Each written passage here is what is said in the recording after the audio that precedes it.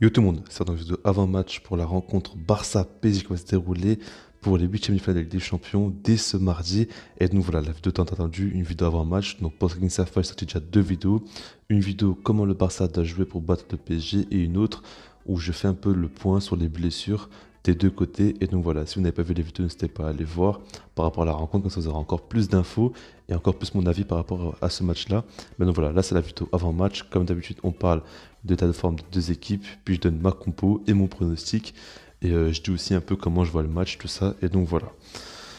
Alors déjà par rapport à la miniature, si vous voyez que Mbappé est un petit peu flou, c'est normal les gars, je vous donne un petit avant-goût pour le match parce qu'on sait très bien que Mbappé va courir à 2000 à l'heure.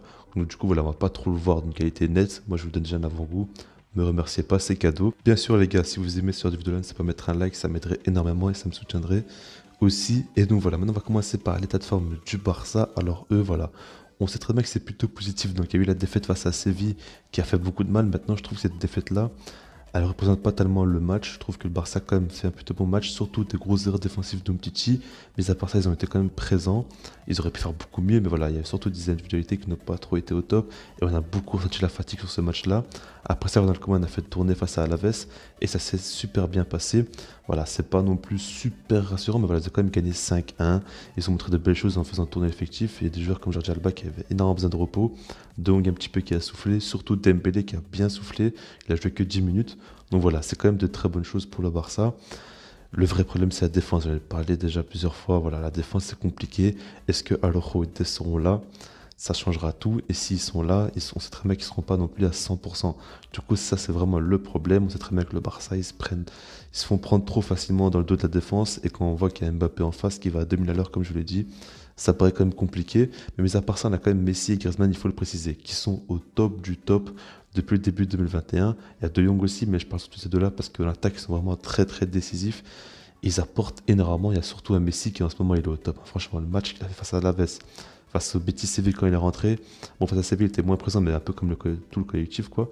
Mais il est vraiment au top. Il fait très très peur en ce moment. Il marque beaucoup en dehors de la surface, donc il est vraiment en grande confiance.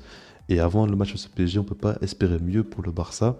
Et donc voilà, aussi parler un petit peu du groupe qui est très très soudé en ce moment. On sent vraiment un groupe vraiment solide, qui croit toujours jusqu'au bout, qui presse énormément, qui donne énormément sur le terrain. Du coup, c'est quand même des très bonnes choses. Côté PSG maintenant, on n'a pas déjà des absents.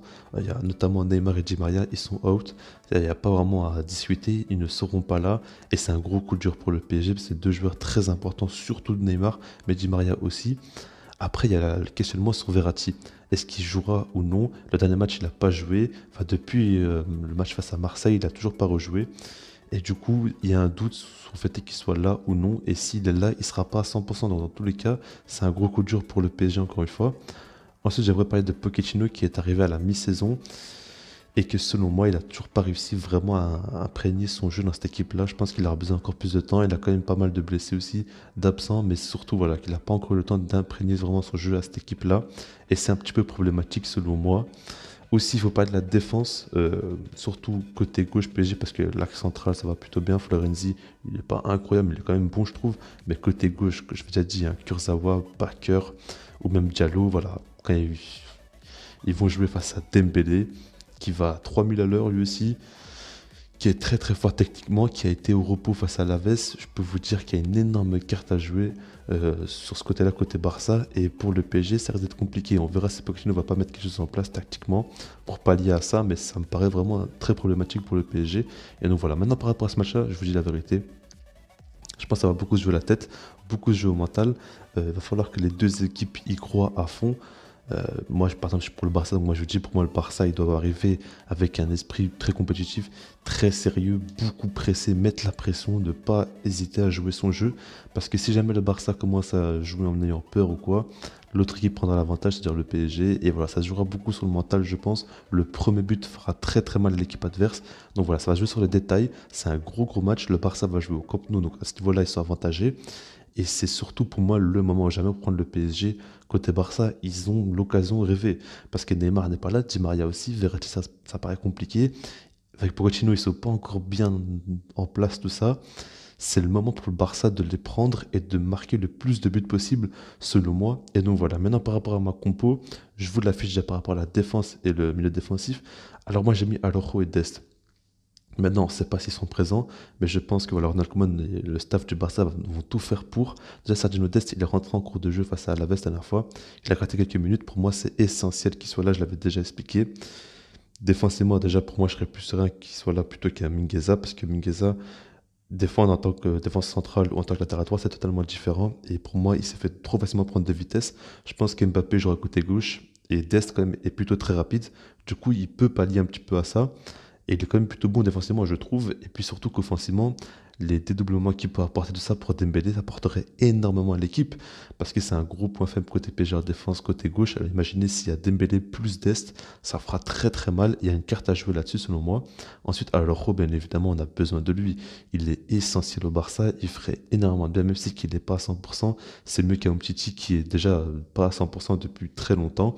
Et un Mingueza qui me rassure pas du tout. Donc moi, j'espère qu'il pourra jouer. Et donc voilà, maintenant Pjanic, je l'ai mis. Parce que selon moi, Busquets ne me rassure pas du tout dans les matchs. Il perd beaucoup de ballons. Il est vraiment beaucoup trop lent à se retourner tout ça. Et je pense qu'il va pouvoir se faire prendre des vitesses beaucoup trop facilement. Moi, j'aimerais voir Pjanic dans ce rôle de numéro 6 et pas en tant que relayeur. Pour moi, en tant que numéro 6, il pourrait vraiment apporter quelque chose à cette équipe-là du Barça. Et il y a une carte aussi à jouer là-dessus. Et donc voilà, après, devant, c'est classique, hein, De Jong, Pedri, Messi, Dembélé et Griezmann. Ce qui marche en ce moment, Trincao est en très grande forme maintenant. Voilà, Dembélé pour moi, comme je vous l'ai dit et redit, il a vraiment quelque chose à jouer dans ce match-là. Et donc voilà.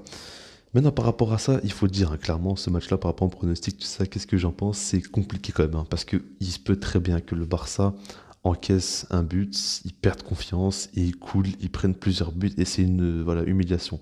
Mais ça peut aussi aller dans l'autre sens. Le Barça peut mettre un but, le PSG perd confiance, il y a une grosse pression qui vient côté Barça, deuxième but qui arrive, et c'est une humiliation encore une fois. Il peut se passer énormément de choses, ça peut aussi être un match serré, mais moi je pense qu'il y aura quand même beaucoup de buts dans ce match-là. Et j'ai beaucoup de mal à pronostiquer et je vais pas trop m'essayer. Parce que franchement, chaque fois que je dis que le Barça va gagner ça, c'est assez compliqué la plupart du temps. Il se passe des retournements de situation, tout ça. Donc franchement, moi je préfère rien dire. Je vous laisse pronostiquer vous dans les commentaires.